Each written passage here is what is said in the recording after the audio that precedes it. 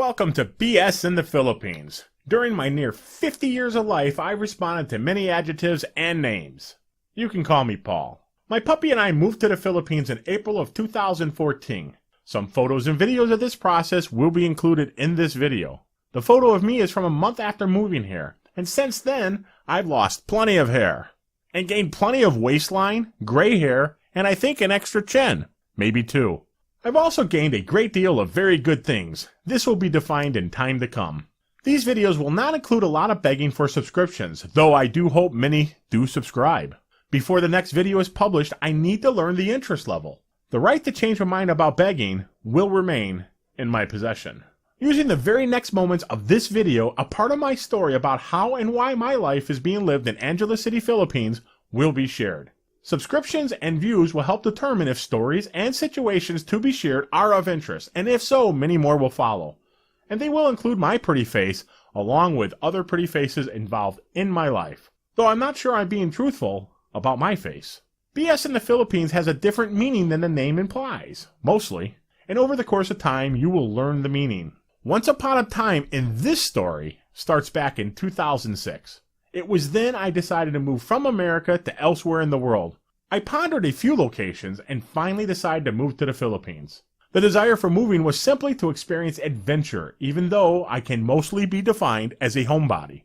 Being single and not having a child meant I really had the world at my fingertips. The Philippines was chosen based on a couple of reasons. One reason is this is a good English-speaking country, and obviously communication is important, and also important is financial.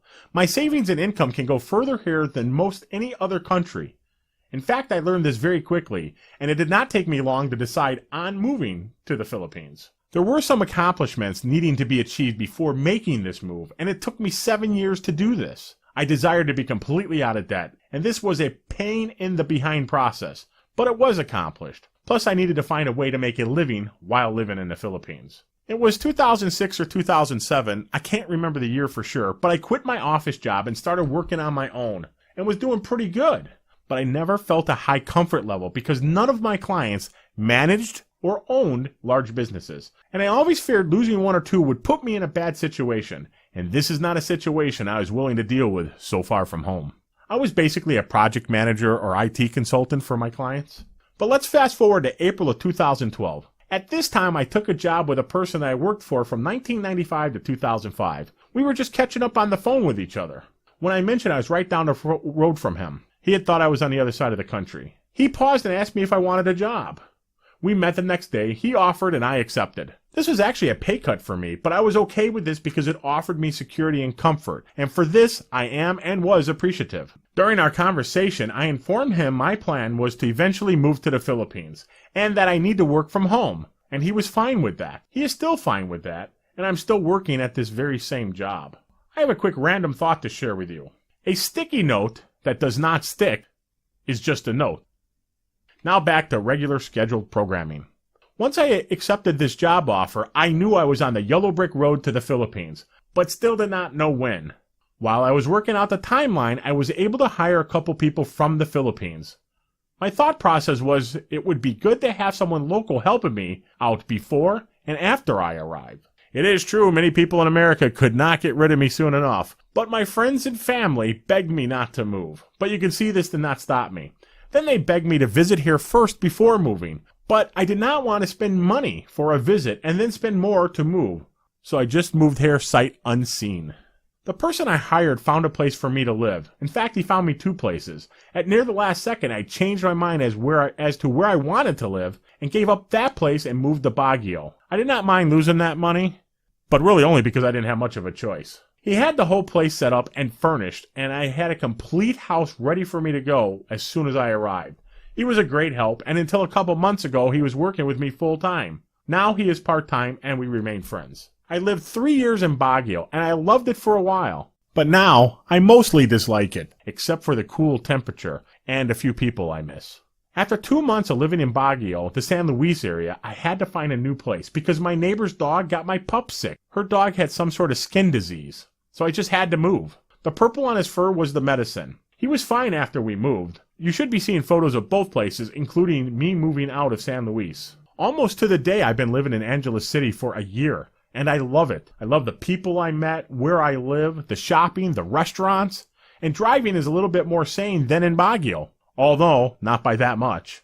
Only two things would make living here better. If the temperatures could be the same as Baguio, and if my close friends I gained while in Baguio moved here. There are many things that are in fact BS here. Real BS, to be sure. And I'm sure to include them along the way, but there are also so many things I love about the Philippines, and these things will certainly be shared too.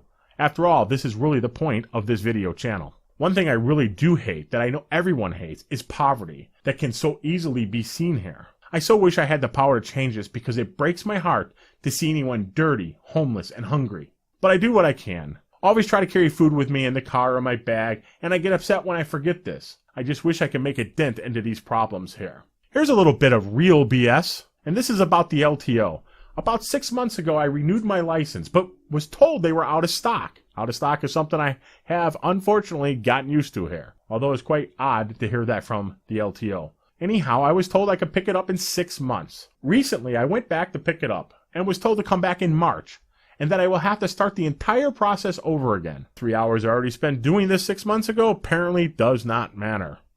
I sure hope the lady I spoke to is wrong about this. You know, to me, it often feels like a bunch of locals get together to create a well-defined, efficient process, and then decide to implement the exact opposite process.